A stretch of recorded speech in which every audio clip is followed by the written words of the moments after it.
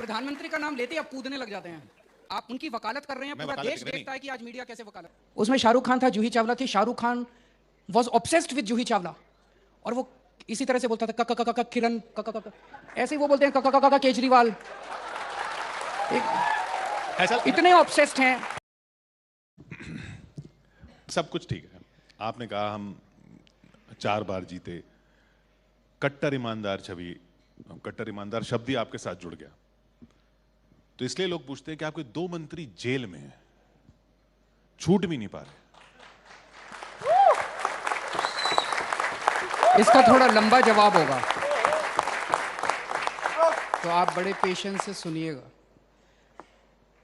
अभी पूरे देश के अंदर प्रधानमंत्री जी का मैसेज ये है कि जो मेरे खिलाफ बोलेगा उसको पकड़ के मैं जेल में डाल दूंगा। किसी की हिम्मत नहीं है उनके खिलाफ बोलने की। जो बोलता है उसे जेल में डाल दिया जाता है। मनीष सिसोदिया और सत्येंद्र जैन के खिलाफ कोई सबूत नहीं है, इनके पास कोई सबूत नहीं है, बिल्कुल फर्जी केस है। उस पर आऊंगा मैं।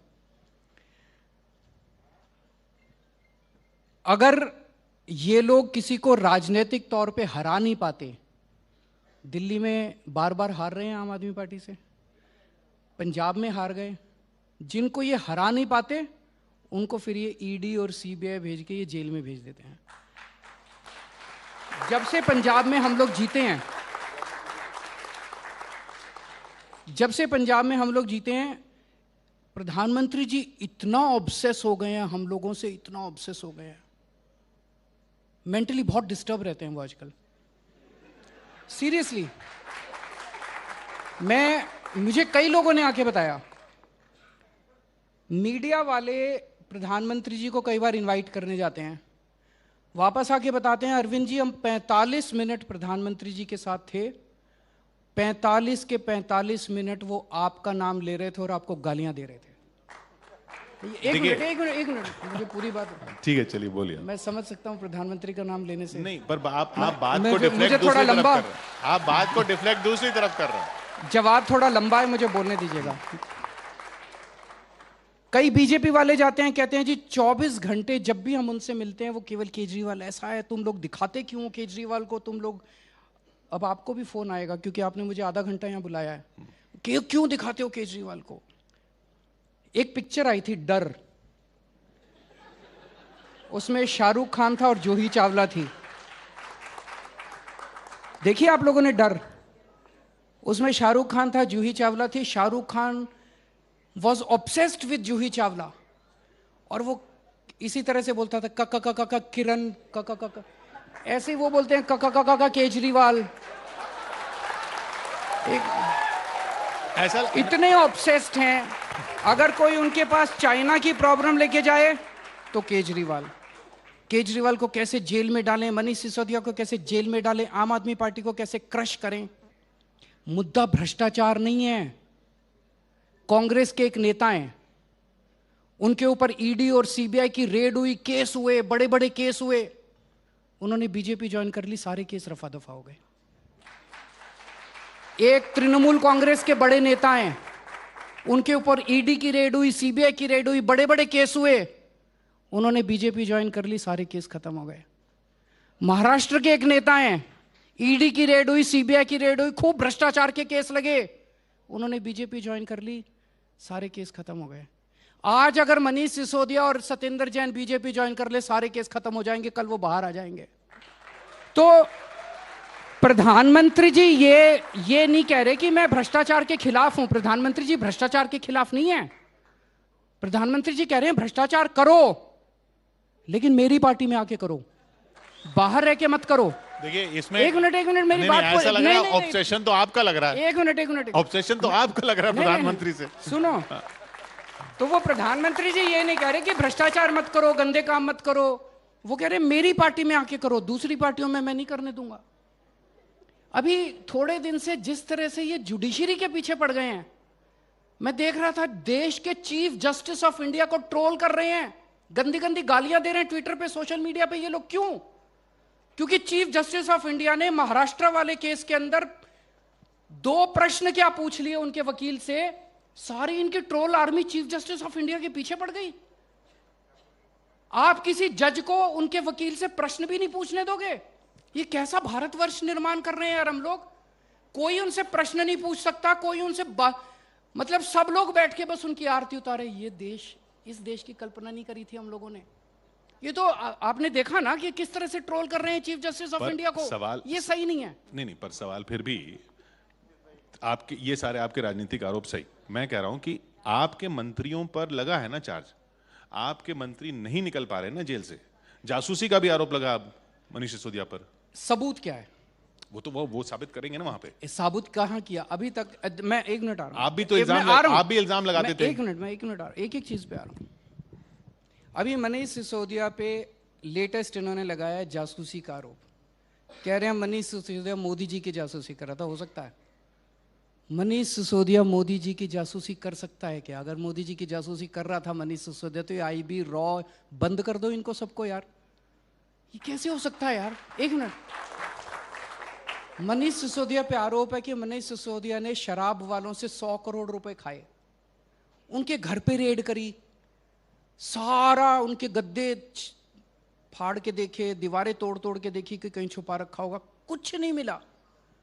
10,000 रुपए मिले मनीष सिसोदिया के घर से। अरे किसी ने 100 करोड़ रुपए अगर खाए होंगे, करोड़ 2 करोड़ तो उसके ऐसे ही मिल जाते हैं अलमारियों के अंदर।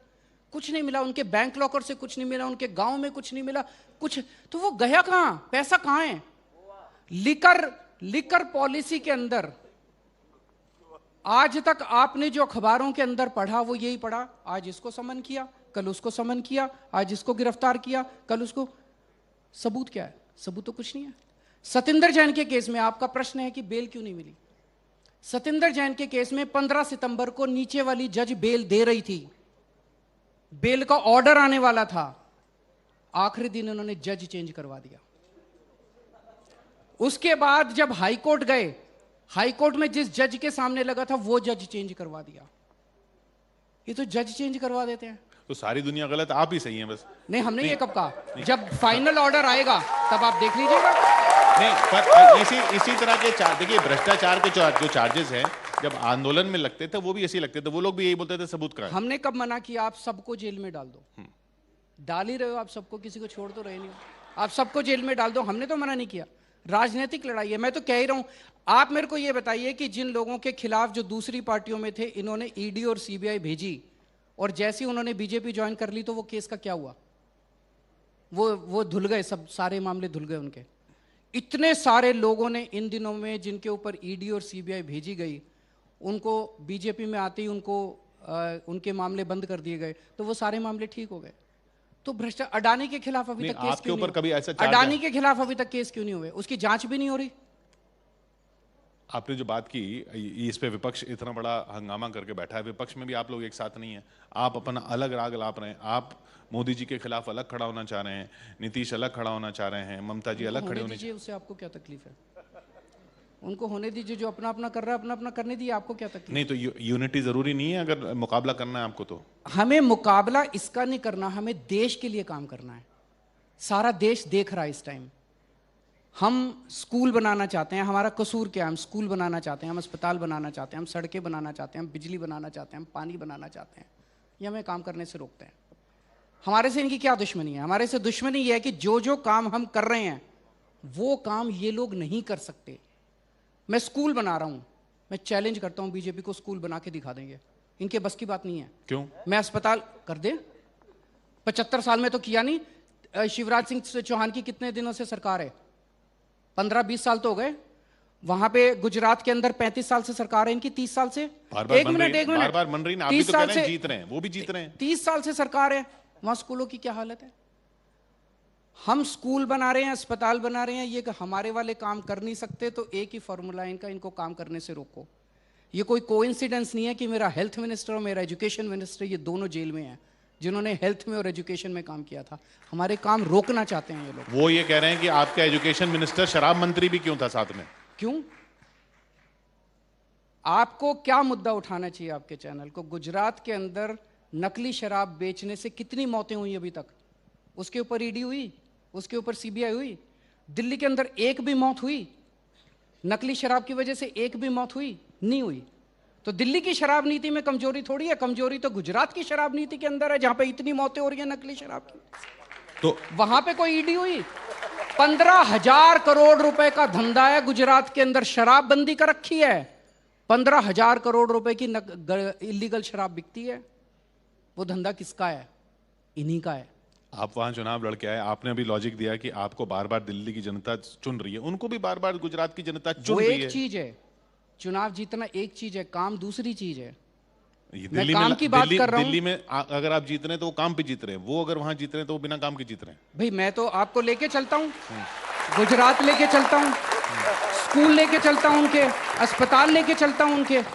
आप देख लीजिए उनके अस्पताल, आप देख लीजिए उनके स्कूल। इस बार भी चुनाव है, इस साल भी कहां कहां फोकस रहेगा आपका? देखते हैं, अभी सब जगह लड़ेंगे चुनाव, सब जगह लड़ेंगे आप तो। अभी गुजरात में आपको क्या लगता है, क्या वजह रही आपके नहीं जीतने? क्योंकि अगर आप सब जगह चुनाव लड़ रहे हैं तो फिर आप पे इल्जाम यही आएगा कि आप इधर विपक्ष की बात करते हैं और उधर विपक्ष को ही नुकसान पहुंचाते हैं, मतलब कांग्रेस को नुकसान पहुंचाते हैं चुनाव लड़के। कांग्रेस को जिताने का ठेका हमने नहीं लिया हुआ। वो ठेका शायद मीडिया वालों ने लिया हुआ है, जो बार बार पूछते हैं कि कांग्रेस को क्यों वो कहते हैं कि आपने कांग्रेस को हराने का ठेका ले रखा है। नहीं नहीं, हमने जनता का ठेका लिया हुआ है, जनता के मुद्दों की बात करते हैं। गुजरात में गए, मेरा सारा कैंपेन गुजरात का देख लीजिएगा, मेरा पूरा कैंपेन पॉजिटिव कैंपेन था। मैंने गुजरात के अंदर जाके कहा कि मैं आपके स्कूल बनाऊंगा, मैं दिल्ली में बना के आया, मैं आपके अस्पताल बनाऊंगा, दिल्ली में बना के आया, आपकी बिजली दूंगा, मैं दिल्ली में दे के आया। अब हम पंजाब के अंदर भी दे रहे हैं, पंजाब के अंदर भी ये सारे काम अच्छे हो गए। वही चीज़ें मैंने गुजरात के अंदर कही। हर जगह जाके मैं यही बात करता हूँ, जनता की बात करता हूँ। मेरे को गाली गलौज की राजनीति नहीं करनी। तो विपक्ष के कौन से गुट में हैं आप, इसका कोई जवाब नहीं है? मैं किसी ग्रुप में नहीं हूँ, मैं जनता के ग्रुप में हूँ, जनता के लिए काम करता हूँ, जनता की बात करता हूँ। आपने कोशिश भी नहीं की? या आप खुद देखिए कि एक छोटी सी पार्टी 2012 नवंबर में बनी, 10 साल के अंदर उसकी 2 राज्यों में सरकार है और 2 राज्यों के अंदर एमएलए है, राष्ट्रीय पार्टी बन गई है। क्यों? ऐसा नहीं कि लोगों को केजरीवाल से कोई प्यार है, इसलिए कि जो काम हम लोग कर रहे हैं वो काम आज तक 75 साल में इन दोनों पार्टियों ने नहीं किए और आने वाले समय में भी इनसे उम्मीद नहीं है कि ये करेंगे। वो उम्मीद है लोगों को, जो हमारे को हर जगह जिता रही है जनता। उसी उम्मीद की वजह से हर जगह हम लोगों को सफलता मिल रही है। दिल्ली की बात करें तो एलजी से आपकी हमेशा ठनी रहती, कोई एलजी आ जाए, इसमें भी कोई साजिश है या आपकी नेचर ऐसी है? वो काम नहीं करने देना है उनको। जैसा मैंने कहा, जो काम हम लोग कर रहे हैं ये काम वो कर नहीं सकते। तो एलजी का मैंडेट यही होता है, जो भी एलजी आते हैं उनका यही मैंडेट होता है कि इनका काम रोको। दिल्ली में हम योगा क्लासेस कराते थे, एलजी साहब ने योगा क्लासेस बंद करा दी। किसका भला हुआ? 17,000 लोग डेली पार्कों में योगा करते थे, हम फ्री में योगा टीचर भेजते थे योगा। किसका भला हुआ? अभी हम दिल्ली सरकार के स्कूलों के टीचर्स को फिनलैंड भेजना चाहते हैं। दिल्ली के अंदर जो शानदार काम हुआ उसके अंदर टीचर्स का और प्रिंसिपल्स का बहुत अहम रोल रहा। जो अच्छे नतीजे आने लगे बच्चों के, उसमें टीचर्स का और प्रिंसिपल्स का बहुत अच्छा रोल रहा और उनको हमने विदेशों में ट्रेनिंग के लिए भेजा। अभी तक हम कई हजार टीचर्स को और प्रिंसिपल्स को ट्रेनिंग के लिए भेज चुके हैं। अब इन एलजी ने आके उनकी अब्रॉड जो जाते थे ट्रेनिंग बंद करा दी। उन्होंने कहा हम इंडिया में ही करा लो ट्रेनिंग। क्यों भाई? हमारे टीचर्स और प्रिंसिपल फिनलैंड नहीं जा सकते ट्रेनिंग करने के लिए? उन्होंने ट्रेनिंग बंद करा दी। पिछले साल जितनी मोहल्ला क्लिनिक के अंदर दवाइयां देते थे हम, एलजी साहब ने सारी दवाइयों की पेमेंट बंद करा दी। सारी मोहल्ला क्लिनिक कई जगह रेंट पे है, रेंट की पेमेंट बंद करा दी, बिजली की पेमेंट बंद करा दी, अस्पतालों के अंदर दवाइयों की पेमेंट बंद करा दी। इससे क्या फायदा है? तो एलजी साहब अगर ऐसा करते हैं और मैं जब उसके खिलाफ आवाज उठाता हूं, आप कहते हैं लड़ रहा है। मैं अपने लिए थोड़ी लड़ता हूं। मैं अगर योगा क्लासेस बंद कराएंगे तो मैं तो एलजी साहब को कहूंगा ना कि मैं नहीं होने दूंगा बंद। अगर वो मोहल्ला क्लिनिक की पेमेंट्स बंद कराएंगे तो मेरे पास जो भी साधन है उससे मैं उसका विरोध करता हूं फिर, कि भाई पेमेंट नहीं बंद कर सकते, जनता का नुकसान हो रहा है। एक दिन में डेली 51,000 पेशेंट्स मोहल्ला क्लिनिक के अंदर इलाज कराते हैं। डेली मेरे दिल्ली सरकार के अस्पतालों में 1,56,000 मरीज इलाज कराते हैं। कहां जाएंगे वो अगर ये सारी पेमेंट बंद कर देंगे, डॉक्टर्स की पेमेंट बंद कर देंगे? आपको जान के ताज्जुब होगा, पहली बार भारत के इतिहास में हुआ है, कल सवेरे दिल्ली सरकार का बजट आना है। असेंबली के अंदर केंद्र सरकार ने हमारे बजट पे आज शाम को रोक लगा दी है। कल सुबह बजट नहीं आएगा दिल्ली सरकार का। दिल्ली सरकार के एम्प्लॉयज को कल से तनख्वाह नहीं मिलने वाली, डॉक्टर्स को तनख्वाह नहीं मिलने वाली, टीचर्स को तनख्वाह। ये चल क्या रहा है? गुंडागर्दी चल रही है सीधी सीधी यार। ये बताइए, अगर इतना बैर है, अगर बैर की राजनीति हो रही है, हमें बैर की राजनीति नहीं करनी। इसमें बैर की राजनीति क्या है? आप उनसे पूछिए ना कि मोहल्ला क्लिनिक की पेमेंट बंद क्यों की, योगा क्यों बंद कराया, आपने फिनलैंड की ट्रिप क्यों बंद की? इसमें बैर की क्या बात है? मैं कोई अपने लिए थोड़ी मांग रहा हूं, मैं कोई ये थोड़ी कह रहा हूं कि मेरे बच्चों के लिए ये कर दो, मेरे लिए ये कर दो, मैं अपने लिए तो नहीं मांग रहा। लेकिन अगर मेरे दिल्ली के 2.5 करोड़ लोगों के लिए गड़बड़ करेंगे तो मैं तो लड़ूंगा इनसे। फिर क्यों नहीं लड़ूंगा? पंजाब में अभी आपने बात की, पंजाब में एक्शन हो रहा है अगर लॉ एंड ऑर्डर का, हालांकि अमृतपाल तो अभी भी पकड़ से बाहर है, लेकिन इसमें तो केंद्रीय एजेंसियों के साथ मिलकर ही हो रहा होगा ना, तो वहां पे तो सहयोग है। तो इसका मतलब हम तो लड़ते नहीं है ना, हम तो सहयोग करना चाहते हैं, वो ही नहीं करते। दिल्ली के अंदर लड़ते हैं, हर चीज में टांग अड़ाते हैं। पंजाब में हमने सहयोग मांगा, उन्होंने दिया, हम बड़े खुश हैं। दिल्ली में भी सहयोग दें, हम तो चाहते हैं दिल्ली में सहयोग दें। पंजाब में आपने सहयोग मांगा, आपको मिला? हाँ मिला, मैं एक्नॉलेज करता हूं। केंद्र सरकार के साथ मिलके हुआ ऑपरेशन। दिल्ली में भी सहयोग क्यों नहीं करते? मैं तो आपके चैनल के जरिए उनको सहयोग करना चाहता हूं। आज भी मैं कहना चाहता हूं, प्रधानमंत्री जी कल बजट पेश होने दीजिए प्लीज, क्यों रोक रहे हैं इसको? तो आप कह रहे हैं कि ये सिर्फ और सिर्फ पॉलिटिक्स की वजह से हो रहा है, पर पॉलिटिक्स गंदी राजनीति है किशोर। राजनीति अच्छे काम के लिए होनी चाहिए। भाई चुनाव लड़े, चुनाव में जो करना था, गाली गलौज देना था, जो करना था कर लिया। चुनाव के बाद जो भी पार्टी जीतती है उसकी सरकार बनती है। जब उसकी सरकार बनती है तो वो सरकार, अब मेरी सरकार आम आदमी पार्टी के लोगों की सरकार नहीं है। आम आदमी पार्टी उसमें अब जितने मैं स्कूल बनवाता हूं उसमें बीजेपी वालों के बच्चे भी पढ़ते हैं, कांग्रेस वालों के बच्चे भी पढ़ते हैं। मेरे अस्पताल में बीजेपी वालों का भी इलाज होता है, कांग्रेस वालों के, सबके लिए काम करती है सरकार। सारी सरकारों को मिलके काम करना चाहिए, तभी तो देश तरक्की करेगा। एक दूसरे के काम में टांग अड़ाएंगे तो देश तरक्की कैसे करेगा? लेकिन वो जो कहते हैं कि, और वो सब ऑपोजिशन पार्टीज के लिए कहते हैं, आपके लिए भी कहते हैं कि भाई अगर कोई गलत चीज मिलेगी तो उस पर क्या एक्शन ना हो? करो। तो वो कर रहे हैं, करो फिर, मना कब किया? लेकिन वो गलत चीज पे एक्शन थोड़ी कर रहे हैं। मैंने बताया आपको, भाई कांग्रेस का नेता मिला, उस पे सीबीआई और ईडी की रेड करी, उसने बीजेपी ज्वाइन कर ली, केस बंद। टीएमसी का नेता मिला, उस पे सीबीआई और ईडी की रेड करी, उसने बीजेपी ज्वाइन कर ली, केस बंद।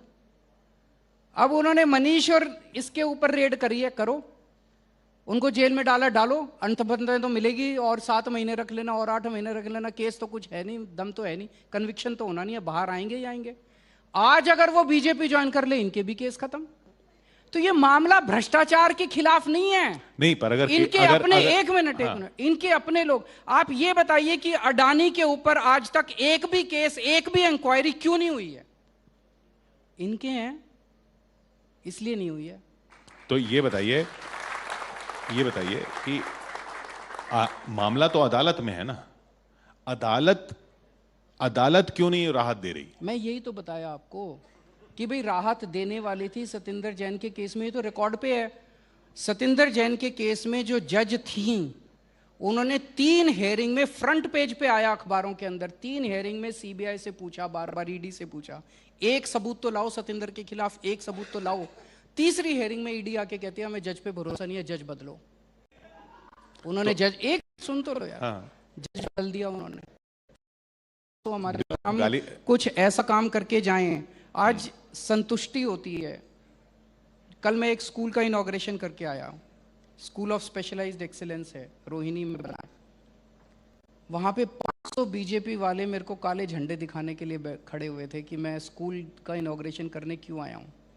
मैंने उनको बोला वहां से, मैंने कहा यहाँ पे तुम्हारे बच्चे भी पढ़ेंगे, तुम्हारे बच्चों के लिए स्कूल बनाया, तुम्हारे इलाके में स्कूल बनाया, और इतना शानदार स्कूल है किशोर, आप जाके देखिएगा। दिल्ली के जितने बड़े बड़े डीपीएस, मॉडर्न, वसंत वैली, जीडी गोयंका, सबसे ज़्यादा अच्छा बना है ये स्कूल, सरकारी स्कूल बनाया हमने रोहिणी के अंदर। शानदार इंफ्रास्ट्रक्चर, शानदार क्लासरूम, शानदार ऑडिटोरियम, बहुत अच्छा स्कूल बनाया है। तो गर्व होता है जब उन गरीब बच्चों से, रिक्शे वाले का बच्चा, मजदूर का बच्चा, जब ऐसे स्कूलों के अंदर उनको पढ़ाई मिलती है।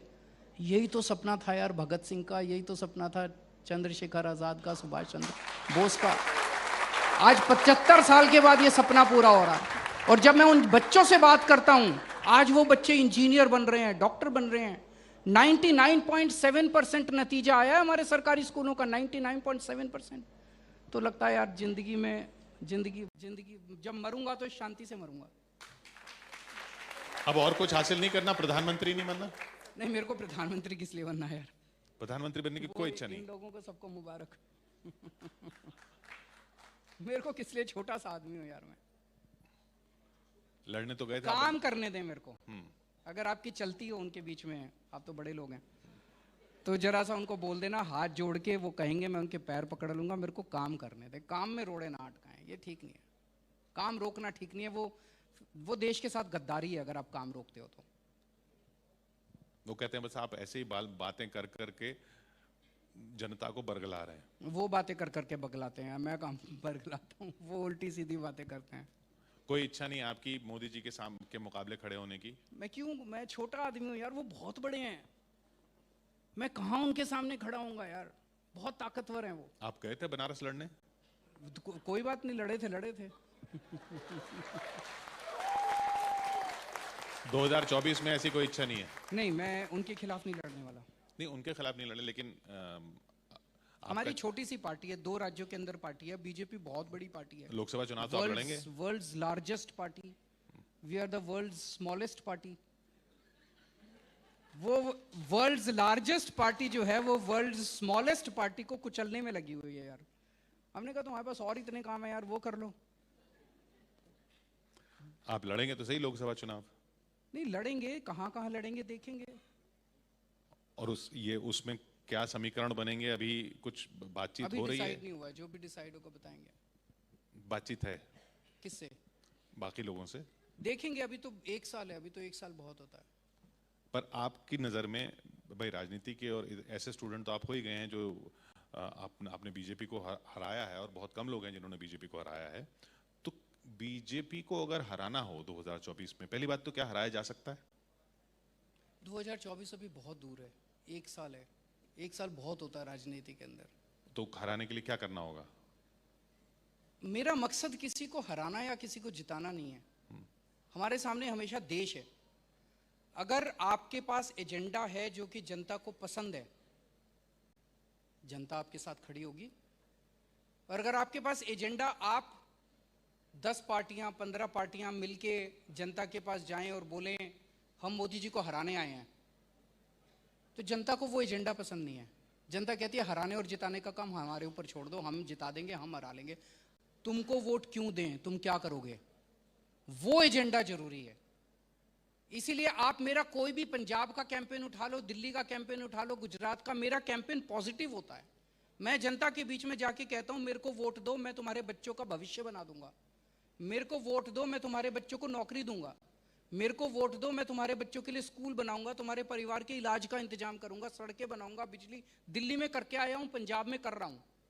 ये जनता को पसंद आता है यार। ये हमारे घर की बात कर रहा है, ये देश की बात कर रहा है। मैं वहां जाके कहूं ये ऐसा, ये वैसा, इस गाली गलौज, जनता को गाली गलौज पसंद नहीं है। अंत में केजरीवाल जी, आपसे कई बार ये पूछा गया कि आप आए थे कि राजनीति दलदल में है, उसको निकालना है। अब आपको ऐसा नहीं लगता कि आप बजाय राजनीति को निकालने में दलदल ने आपको अपनी तरफ खींच लिया? बिल्कुल नहीं, बिल्कुल नहीं। कोई दुख नहीं होता ये सब इतना मंत्री अपना? दुख होता है, ये काम नहीं करने दे रहे। आज अगर देश का प्रधानमंत्री पढ़ा लिखा होता, मैंने उनके वीडियो देखे हैं। एक वीडियो वो बड़े गर्व के साथ कहते हैं मैं पढ़ा लिखा नहीं हूं। ये आप पर्सनल अटैक नहीं कर रहे? आप सुन तो लीजिए, आपको इतनी तकलीफ क्यों होती है? नहीं, आप अगर मेरे को बोलने तो दीजिए। आप प्रधानमंत्री का नाम लेते ही आप कूदने लग जाते हैं। शांति रखिए, सुनने, वो भी नहीं सुनना चाहते, आप भी नहीं सुनना चाहते। आपको हाँ चलिए। एक इंटरव्यू था राजीव शुक्ला जी का, आपने देखा है वो? जी बिल्कुल देखा। उसमें वो कहते हैं कि मैं हाई स्कूल से आगे नहीं गया, एक और भाषण चल रहा है सोशल जिसमें वो कहते हैं मैं पढ़ा लिखा नहीं हूं। पढ़ाई लिखाई जरूरी नहीं है। अगर किसी देश का प्रधानमंत्री ये विचार रखता है कि पढ़ाई लिखाई विकास के लिए जरूरी नहीं है, वो देश कैसे तरक्की कर सकता है? ऐसा विचार उन्होंने रखा नहीं। सुन लीजिए। नहीं, ऐसा विचार नहीं। देखिए, अगर आप ऐसी बात कर रहे हैं तो ऐसा मेरे को बात पूरी तो करने दीजिए। आप जो बोल रहे हैं कि पढ़ाई लिखाई जरूरी नहीं है, वीडियो चला दीजिए। ऐसा विचार तो उन्होंने कभी नहीं रखा। वीडियो कि चला पढ़ाई लिखाई जरूरी दीजिए। नहीं है। वीडियो चला दीजिए। आप एक मिनट, मेरे को नहीं। बात पूरी नहीं करने दे रहे, मुझे इसमें तकलीफ है। अच्छा चलिए। आप उनकी वकालत कर रहे हैं, मैं पूरा वकालत देश नहीं। देखता है कि आज मीडिया कैसे वकालत करता नहीं, है। मैं वकालत नहीं कर रहा। आप मुझे बुला के मुझे ही बोलने का मौका नहीं देते, ये भी तकलीफ है मुझे। ये भी देश देख रहा है कि पूरा मौका दिया आपको। बुलाया करना, वो तो चाहते ही हैं कि आप ना बुलाया करें मुझे। ये भी पूरा देश देख रहा है कि पूरा मौका दिया। मैं जानता हूं कि आपको डांट पड़ेगी आज उनसे, कस के डांट पड़ेगी। उसी की अभी आप सफाई तैयार कर रहे हैं कि देखो मैंने उसको बोलने नहीं दिया जी, बीच में टोक दिया। मैं देखिए, आप मेरे को बोलने दीजिए, बिल्कुल उसके बाद बोल लीजिएगा। जी, जो मैं बोल रहा हूँ पेन दे दो भाई इनको, ये लिख लेंगे जो भी इनको काटना। बोलिए। पेन ले लो आप बोलिए। आप मेरे को बीच में, आप जब पूछ रहे थे मैंने काटा आपको। नहीं, लेकिन तो आप मेरा इंटरव्यू ले रहे हो। आप बोलिए। मेरा इंटरव्यू ले रहे हो तो मेरे को बोलने दोगे कि नहीं बोलने दोगे? मैं आपको पूरा, अगर आपने मेरे को बुलाया है जी, तो आप मेरे को बुलाया है तो मेरे को बोलने तो दो।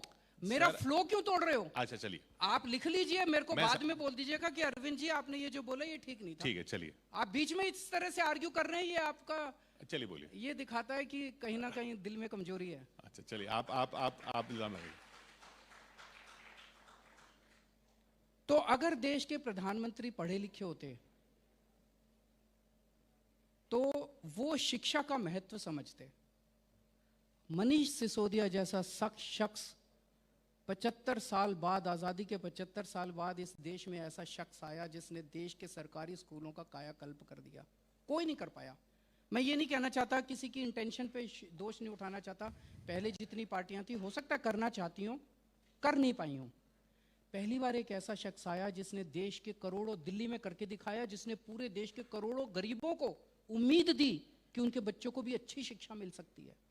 नहीं तो अच्छी शिक्षा का मतलब था पैसे हैं तो डीपीएस में भेजो, फलाने में भेजो, फलाने में भेजो, पैसे नहीं है तो सरकारी स्कूल में भेजो। ऐसे शख्स को उन्होंने पकड़ के जेल में डाल दिया। कोई भी पढ़ा लिखा प्रधानमंत्री मनीष सिसोदिया जैसे शख्स को जेल में नहीं डाल सकता। अगर, बेचैन मत होइए, मुझे बोलने दीजिए। अगर प्रधानमंत्री जी पढ़े लिखे होते, अगर कम पढ़े लिखे प्रधानमंत्री हो तो कोई भी ऐरा गैरा आके कह देगा कि प्रधानमंत्री जी नोटबंदी कर दो, इससे भ्रष्टाचार खत्म हो जाएगा।